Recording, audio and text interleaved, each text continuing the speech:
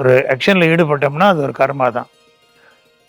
So அப்போ கர்மாவுக்கு விளக்க வரையினாக்கா சிந்தனையிலேருந்து ஒதுக்கிது, செயல்பாட்டில் நம்ம ஈடுபடும் பொழுது அந்த செயல்பாட்டு வந்துட்டு நிறைவேறாமல் போச்சுன்னு சொன்னாக்கா, நிறைவேறாமல் போன இந்த செயல்பாடு கர்மாவாகும். அடுத்தது ஆக்ஷன் ரியாக்ஷன் சொல்லுவோம். அப்போ நம்ம ஒரு செயல்பாட்டில் இறங்குறோம், அது பிறரை போயிட்டு அது பாதிக்குது.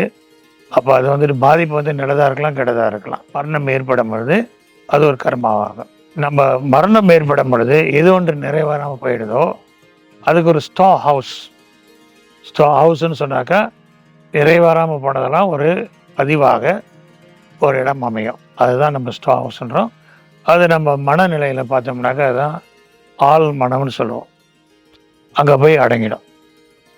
அப்போ கர்மா நிறைவேறாமல் கர்மாலாம் இந்த ஸ்டோ ஹவுஸில் வந்துட்டு இருக்கும். So any karma stored at the unconscious, not fulfilled in this full lifetime, வாழ்நாளில் நிறைவு பெறாமல் போயிடுச்சுனாக்கா அதை நிறைவேற்றி செய்வதற்காகவே மீண்டும் ஒரு பிறவி எடுப்போம்.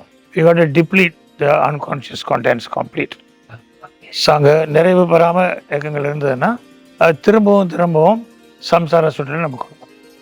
சம்சார சுற்று என்பது பிறவி எடுத்துருக்கிறோம். ஸோ ஜனனம் மரணம் என்ற சுற்றுல வந்துக்கிட்டே இருக்கும். அப்போ நம்ம அந்த குண்டலினி சக்தி மூலமாக தான், அந்த தியானம் மூலமாக தான்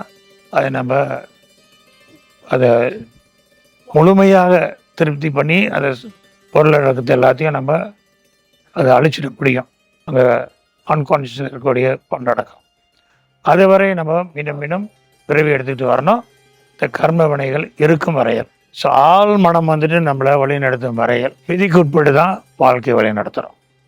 அப்போ விதி தான், ஆள் மனம் தான் நம்மளை வழி நடத்துது. எப்போ பார்த்தாலும் நம்ம நினைக்கிறோம் நம்ம தான் வழி நடத்தணும்ட்டு, தான் வழி நடத்தணும். ஆனால் நம்ம வந்துட்டு ஒரு இயந்திர மனிதன் மாதிரி, ரோபோட் மாதிரி தான் வாழ்க்கை வழி நடத்தும்.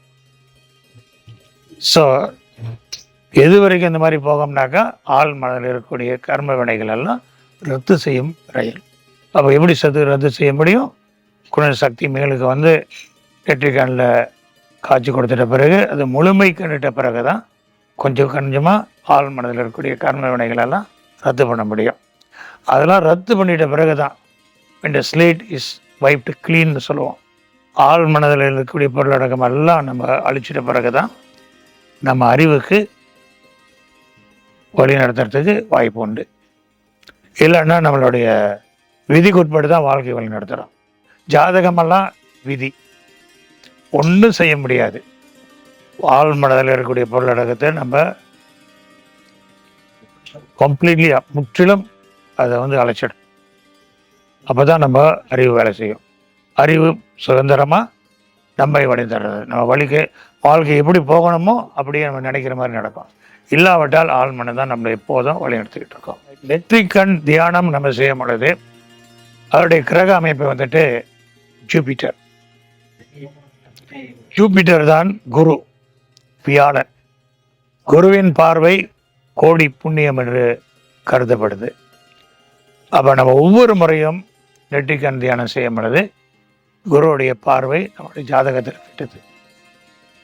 ஸோ ஒவ்வொரு முறையும் அந்த குரு வந்து நமக்கு பார்வை கொடுக்கும்போது அப்போ ஆள் மனதில் இருக்கக்கூடிய கர்ம வினைகளை கொஞ்சமாக ரத்து பண்ணுறோம்.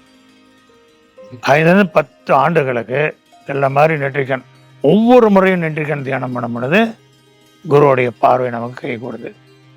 அப்போ இதை கை கூடும் பொழுது மற்ற கிரகங்களுடைய பார்வை கண்டு விடுபடுறோம். குருவுடைய பார்வை தான் சுப்ரீம்.